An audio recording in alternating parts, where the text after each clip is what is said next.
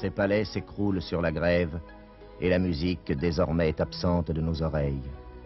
Ils sont loin ces jours, mais la beauté demeure. Les États s'effondrent, les arts se fanent, mais la nature ne meurt point. À Venise, peu de choses ont changé depuis que, il y a 150 ans, Lord Byron écrivait ses vers. Les bâtiments ont plus de rides, mais on dirait que la vie de tous les jours s'écoule hors du temps. Ici, il n'y a ni la hâte ni le vacarme des métropoles modernes, car le Vénitien sait vivre sur un rythme mesuré.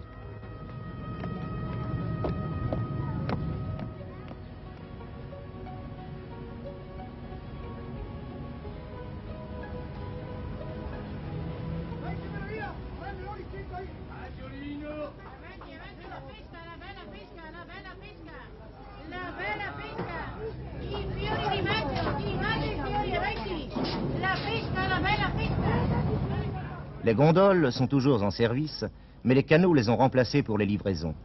Certes, il y a toujours une gondole pour les jeunes mariés, mais c'est d'un chaland que l'on se sert pour les déménagements ou pour le dernier voyage.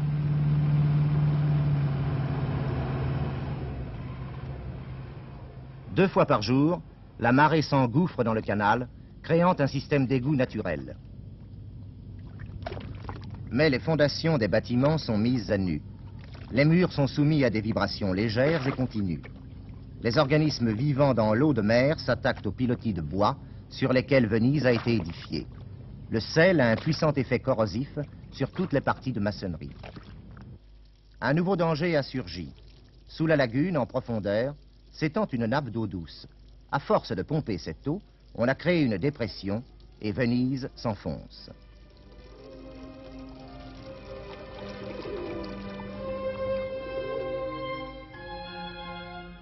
En 1707, la lagune est devenue une patinoire. Depuis les temps les plus reculés, les Vénitiens ont dû se soucier des caprices de l'Adriatique et des effets des grandes marées. À travers les siècles, Venise, une fois par an, a été inondée. Depuis 1958, les choses ont changé. C'est 5 à 6 fois par an que la ville se trouve sous l'eau. En 1966, les défenses maritimes ont été écrasées. D'énormes murailles de béton armé, dont les éléments s'encastrent les uns dans les autres, ont dû être coulés pour combattre la houle impétueuse de la mer.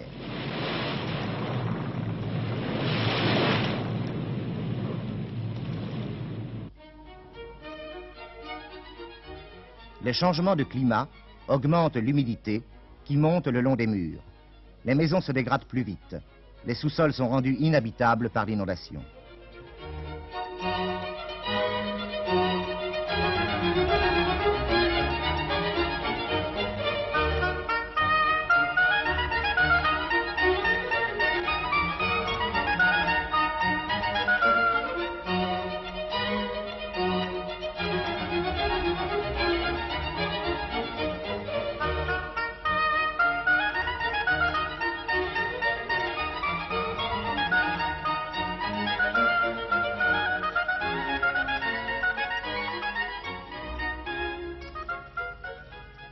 Tous les détritus vont aux canaux. C'est la marée qui les emporte. Venise dépend d'un système d'évacuation naturel.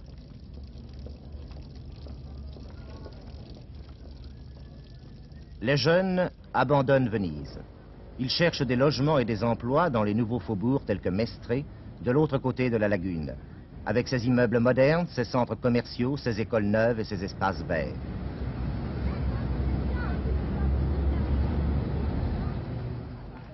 Plus de 6000 personnes transitent journellement entre le continent et Venise, de leur lieu d'habitation à leur lieu de travail. Il y a pourtant pénurie de main-d'œuvre.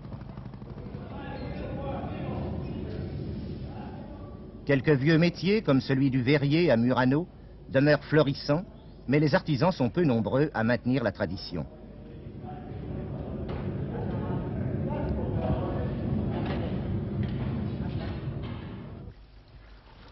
Les pêcheurs lancent encore leurs filets dans la lagune. Au Moyen Âge, la pêche constituait une importante source de revenus. Aujourd'hui, du fait de la pollution des eaux, le métier se perd. C'est au 5e siècle que les Vénitiens, fuyant les Huns, atteignirent Torcello. De Torcello, les populations menacées gagnèrent l'île de Rialto, dont ils ont fait la Venise que nous connaissons aujourd'hui.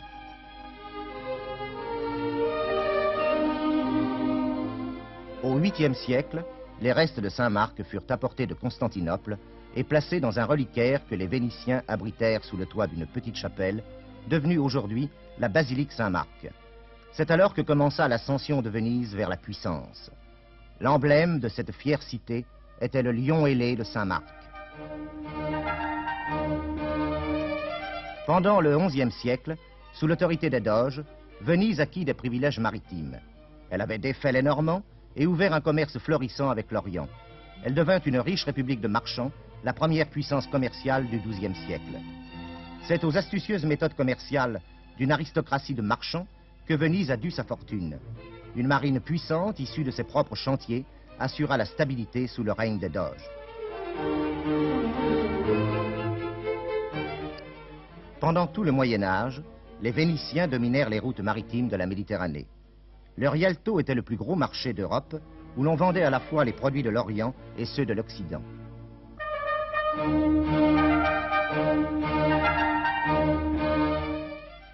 Énorme fut la récompense financière qu'obtinrent les Vénitiens pour le transport des croisés au Levant.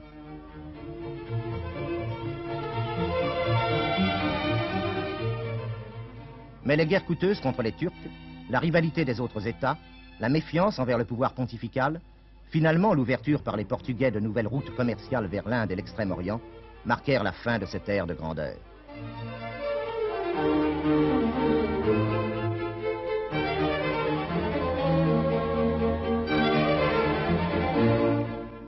Le tout-puissant règne des doges s'acheva. La République se retira dans sa position insulaire à l'intérieur de la lagune, et ce fut le début pour Venise d'une nouvelle époque. Au XVIIe siècle, les arts fleurirent à Venise, et ce fut l'âge d'or de la peinture.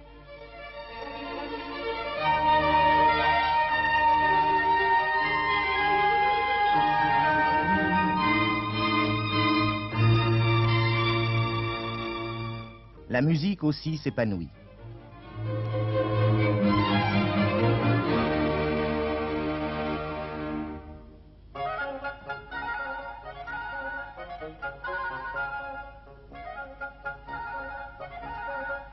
C'est au cours du XVIIIe siècle que Venise acquit la réputation d'être un lieu de plaisir pour le monde entier. Le carnaval y durait 6 mois.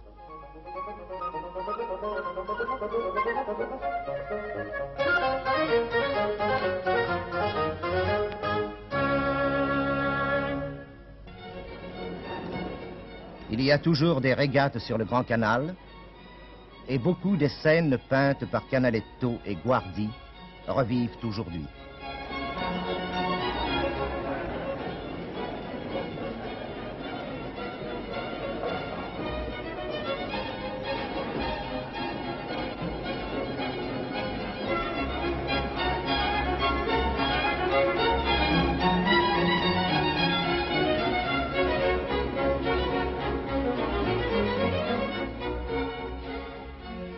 Le pont du Rialto sur le Grand Canal n'a pas changé. Sur la place Saint-Marc, il y a toujours la même animation.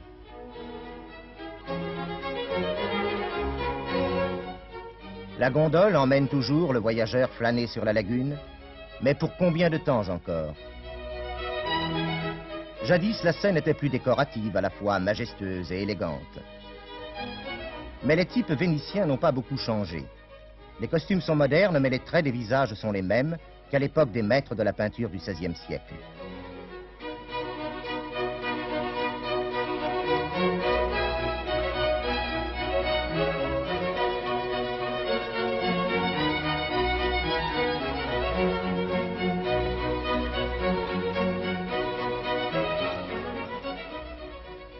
Les pigeons ont toujours fait partie du décor de Venise.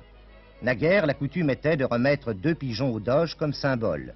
Les oiseaux étaient mis en liberté, c'est ainsi que les pigeons se sont multipliés.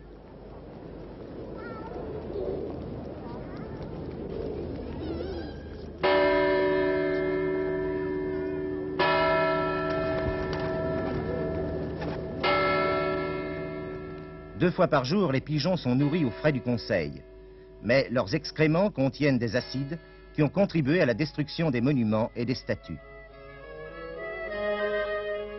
Actuellement, plus de 200 églises et plus de 400 palais sont menacés de destruction par l'humidité.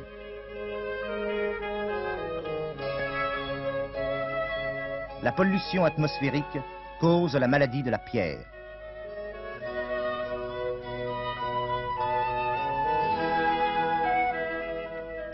Venise compte plus de 10 000 monuments et œuvres d'art classés d'intérêt historique.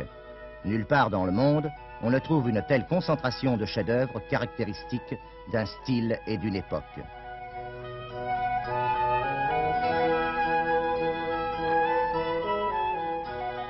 Chaque article de ce catalogue a été classé individuellement.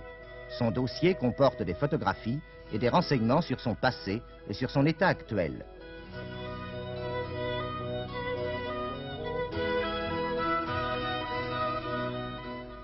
On a aussi beaucoup fait pour restaurer et sauver les fresques et les peintures.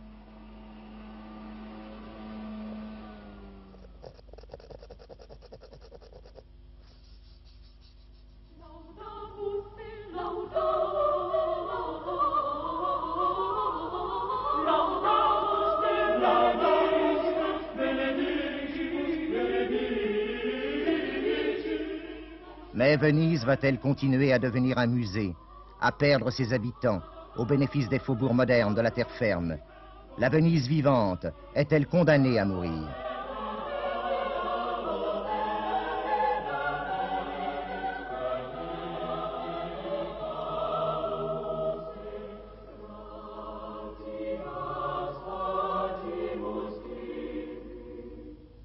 D'aucuns accusent la nouvelle zone industrielle de Marghera, édifiée sur la terre reprise à la lagune, de provoquer des pollutions atmosphériques. Mais cette zone constitue un terrain d'essai pour la renaissance du commerce qui est indispensable au maintien en vie de Venise. Pour les besoins des grands navires et des pétroliers, on construit des môles de chargement à l'extrémité de la lagune. Un nouveau chenal de quelques 15 km de long et de près de 20 mètres de profondeur a été creusé. On a maintenant drainé les zones marécageuses qui, pendant des siècles, ont absorbé les eaux des marais.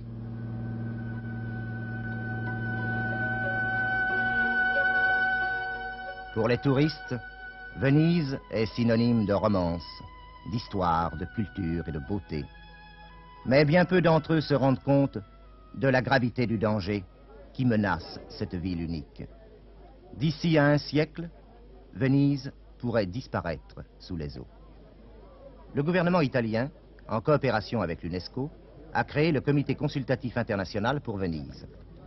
Des experts étudient les mesures à prendre pour contenir les eaux, régulariser les courants, éviter la pollution, neutraliser l'enfoncement des fondations, protéger les trésors d'art et, finalement, rendre la cité à une vie nouvelle.